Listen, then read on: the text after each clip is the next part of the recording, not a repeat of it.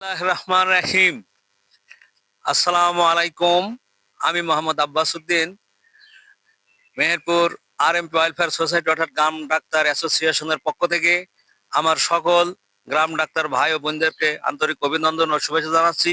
সেই সঙ্গে আমার ফেসবুক ফলোয়ার, লাইক, কমেন্ট করা সকল ভাই বোনদেরকে দেশ বিদেশ থেকে যারা আছেন তাদেরকেও আন্তরিক শুভেচ্ছা জানাচ্ছি।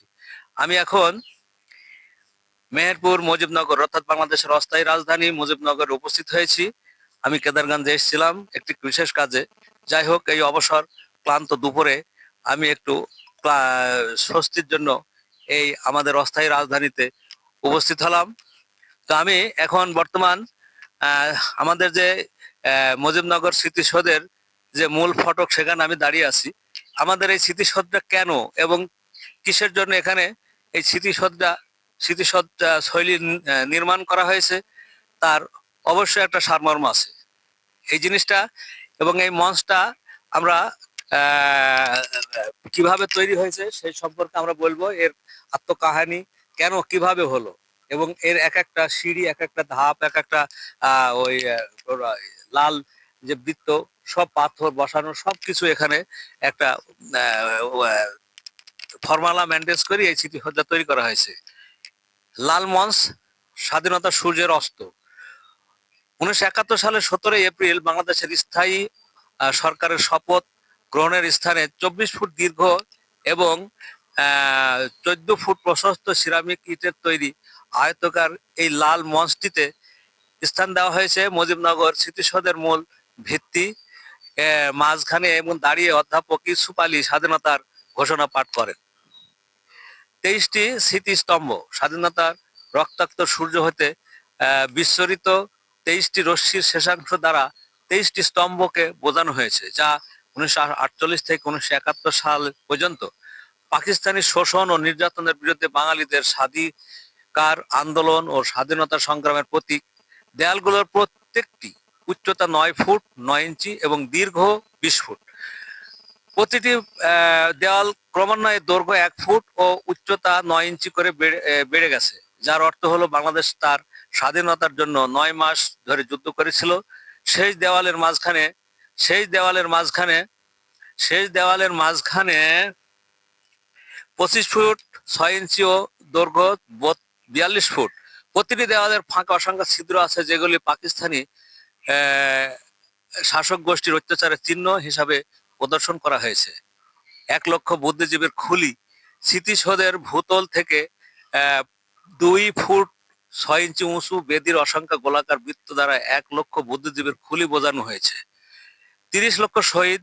স্মৃতিসৌধের ভূতল থেকে 3 ফুট উচ্চতার বেদিতে অসংখ্য পাথর দ্বারা 30 লক্ষ শহীদ ও মা বোনের সম্মানের প্রতি ঐতিহাসিক দায়বদ্ধতা ও স্মৃতিচারণ প্রকাশ করা হয়েছে। পাথরগুলোর মাঝখানে 19টি রেখা দ্বারা তৎকালীন পূর্ব বাংলা, পূর্ব পাকিস্তানের নামে পরিচিত ছিল। 19টি জেলা বোঝানো হয়েছে।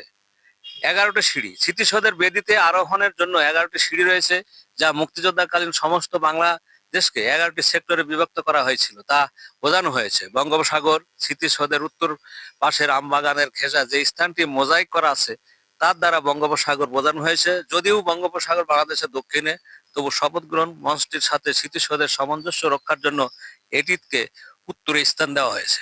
21শে ফেব্রুয়ারির প্রতীক।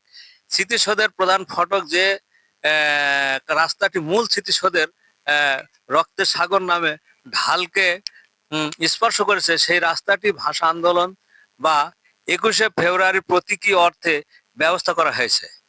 এ সকল প্রকার যানবাহন চলাচল সম্পূর্ণ নিষিদ্ধ। রক্তের সাগর। পশ্চিম পাশে স্মৃতিসৌধের প্রথম দেয়ালের প্রাস দিয়ে শহীদ রক্তের প্রবাহ রয়ে গেছে, যাকে রক্তের সাগর বলা হয়। 7.5 কোটি ঐক্যবদ্ধ জনতা। লাল মঞ্চ থেকে যে 32টি দেওয়াল সৃষ্টি হয়েছে, তার ফাঁকে অসংখ্য নড়ি পাথর মোজাইক করা আছে। এটা 7.5 কোটি ঐক্যবদ্ধ জনতার প্রতীক। এবার আসি আমরা মূল ফটকে। আপনাদেরকে পুরা স্মৃতিসৌধে নিয়ে যাচ্ছি, এবং আমাদের যে মেন গেটটা বর্তমান নেই, নষ্ট হয়ে গেছে। তো আমি স্মৃতিসৌধ এবং মুজিবনগর স্মৃতিসৌধের যে ম্যানেজমেন্ট, তাদেরকে অনুরোধ করব অতি দ্রুত এই গেটটা তৈরি করার জন্য, যার কারণ এর সৌন্দর্যটা খারাপ অবস্থায় মনে হচ্ছে আর কি। যাই হোক, আমি এখন স্মৃতিসৌধের দিকে যাচ্ছি, আপনাদেরকে স্মৃতিসৌধটা সম্পূর্ণভাবে দেখাবো। আমি আমার ছেলে এসেছি, তবে এখানে জুতা গলা খুলে রাখতে হবে। সব যেই আসুন না কেন এখানে জুতা গলা খুলে রাখবেন। হ্যাঁ, এরপর আমরা উপর আস্তে আস্তে আস্তে উপরে আসবেন। এখানে যে এই যে পাথরগুলা বসানো হয়েছে, এই পাথরগুলা প্রত্যেকটা যে পাথর, এই পাথরগুলা যে বুদ্ধিজীবীদেরকে শহীদ করা হয়েছিল তাদের মাথার খুলি হিসাবে এখানে রাখা হয়েছে স্মৃতিস্মরণে। তাই এই জন্যই এখানে জুতা খুলে রাখতে হয়। আর এখানে যে স্মৃতিসৌধগুলা শুরু থেকে, যে ছোট থেকে যে শুরু হয়েছে, এখানে স্মৃতিসৌধের ওই যে মাঝখানে যে ওই এর আগে বলেছি ওই যে ফাঁক গুলো আছে, ওইগুলা পাকিস্তানি বাহিনী যে সমস্ত আমাদের মা বোনদের হত্যা করেছিল তাদেরই এক একটা প্রাণ এখানে বোঝানো হয়েছে। এবং এর 23টা যে স্তম্ভগুলা ওইভাবে আমাদের দাঁড়িয়ে আছে। এবং এখানে যে কাতারগুলো আছে এগুলাও আমাদের স্মৃতিস্বরূপ। তারপরে এখানে আমাদের আমাদের আমাদের এই যে এখানে রক্তের রক্তের যে চিহ্নটা, আমাদের যে 30 লক্ষ যে মা বোন শহীদ হয়েছিল, এই শহীদের রক্তগুলা এই পাথরকে, এই লাল রক্তকে বোঝানো হয়েছে। এবং এখানে যে এই যে মার্বেল গোল পাথরগুলো আছে এখানে নিচে, এগুলা যে শহীদ বুদ্ধিজীবীদের মাথার খুলির স্মৃতিস্মরণ করা হয়েছে এগুলা। আর এখানে যে সিঁড়ি আছে, সিঁড়ি আমাদের এখানে যে সিঁড়িগুলো আছে 11টি ধাপ, 11টি সিঁড়ি। এই যে 11টি সিঁড়ি, এই 11টি সিঁড়ি বাংলাদেশ যুদ্ধের সময় যে 11টা সেক্টর ভাগ করা হয়েছিল এই 11টা সিঁড়ির মাধ্যমে। এবং আমাদের যে উত্তরে বঙ্গোপসাগর আছে, নিচের এই যে সমতল যে জায়গাটা দেখানো হয়েছে এটা বঙ্গোপসাগরকে বোঝানো হয়েছে। তারপরে এখানে আমাদের মুক্ত মঞ্চের যে মেন রাস্তায় আমাদের এখানে আসে। আর এখানের যে মঞ্চটা দেখছেন, এই মঞ্চটা প্রধানমন্ত্রী এবং বিশেষ সম্মানিত ব্যক্তি যারা আছে এখানে 17ই এপ্রিল আসেন, এই 17 এপ্রিলে এই মঞ্চে তারা ভাষণ দেন এবং মঞ্চ তৈরি করা হয়। তা আমার খুব গরমে পা খুব কষ্ট হচ্ছে। যাই হোক, আমি আপনার যতটুকু, আর এই সারিবদ্ধ যে আম বাগান আছে এগুলো ব্রিটিশ আমলকার আগেকার বৈদ্যনাথ তলার হাট এবং আমরা কারণ আম গাছগুলো এখনো স্মৃতি বিজড়িত আছে। আর এই যে সবুজ শস্য শ্যামলা, সবুজের যে অরণ্য, বাংলাদেশ সবুজ, এই যে সবুজ যে ঘাস এগুলো দেখানো হয়েছে, এগুলো আমাদের সবুজের অরণ্যকে বোঝানো হয়েছে। যাই হোক, এখন আমরা দূর থেকে আরো টুরিস্ট এসছে এবং দেখার জন্য এরা। আচ্ছা ভাই, আপনারা কোথা থেকে আসছেন? আপনারা কোথা থেকে আসছেন? হ্যাঁ, একটু আসেন, একটু কথা বলেন। হ্যাঁ, আপনারা কোথা থেকে আসছেন? সবাই সবাই উজ্জ্বলপুর, খুলনা থেকে। আরে আরে আমার নাতি রে, তুই এদেরকে নিয়ে এসছিস নাকি? যাই হোক, আমার একটা ভালো লাগলো যে আমার নিজের নাতিকেই আমি চিনতে পারছি না। ছোটবেলায় দেখছি তো, অনেকদিন দেখা হয়নি। ওর ফ্রেন্ড সার্কেলে এসেছে খুলনার থেকে। হ্যাঁ, আচ্ছা, তো এখানে সব সরাসরি কি খুলনা থেকে এখানে দেখার উদ্দেশ্যে আসা হয়েছে? ও, আর তুমি তুমি খুলনা থেকে এসছো? ও আচ্ছা আচ্ছা, তো তুমি খুলনা থেকে এসছো, ওইটা কই? খুলনা, হ্যাঁ। আচ্ছা, এখানে খুলনা থেকে কিছু স্টুডেন্ট এসছে দেখার জন্য। আমি ওদেরকে জিজ্ঞেস করছি, আচ্ছা তোমরা যে এখানে এসছো, মুজিবনগরের নাম অবশ্যই শুনছো, এই এই এই জন্যই তো এখানে এসছো, ঠিক না? তো তোমাদের এখানে কেমন লাগছে? ভালোই লাগছে এখানে আসলে আসার ইচ্ছা ছিল অনেকদিন ধরে, ও আমাকে আসতে বলতো ওর এলাকায় এটা, তাই এখন আর কি ছুটি পেলাম, সময় হলো, তাই এর এখানে আসা। এখানে ঘুরে ফিরে ভালোই লাগছে। আচ্ছা, আমি যে কথা বলছি, এখানে যে স্যান্ডেল গুলা খুললে জি। এ সম্পর্কে কিছু জানা আছে? জি, এখানে একটা সম্মানিত জায়গা, এখানে যদি স্যান্ডেল পরে উঠি তাহলে না না না না কি না, হবে? এটা তুমি জানো না। আচ্ছা আচ্ছা। এখানে আসতে হলে এই জিনিস সম্পর্কে, এই স্মৃতিসজ্জা যে কেন এখানে হয়েছে, কি এর উদ্দেশ্যটা কি?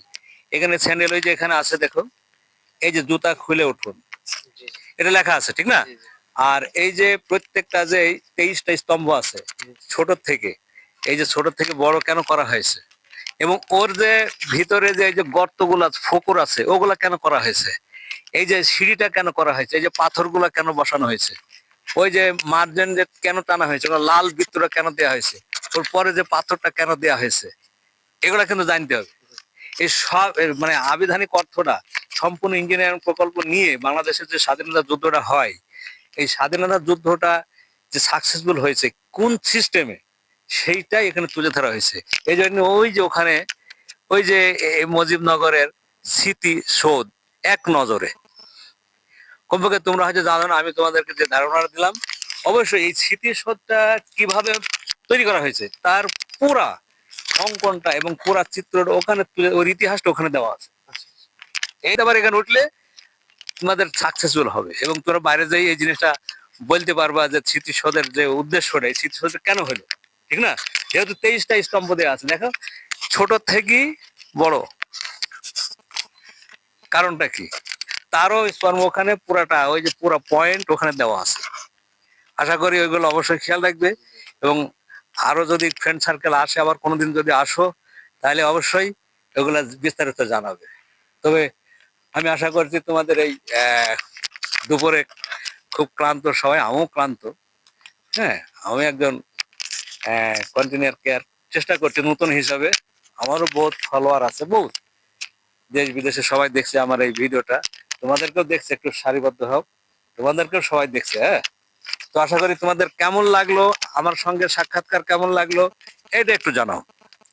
এই সাক্ষাৎকার দিয়ে ভালো লাগলো, এই বিষয়টা জানতে পেরে ভালো লাগলো যে এখানে আসলে কি কারণে এভাবে জুতা খুলে উঠতে হয়, এইখানে আসলে জিনিসটা একটু কিভাবে জোরে বলে। তৈরি, এগুলা জানতে পেরে খুব ভালো লাগলো।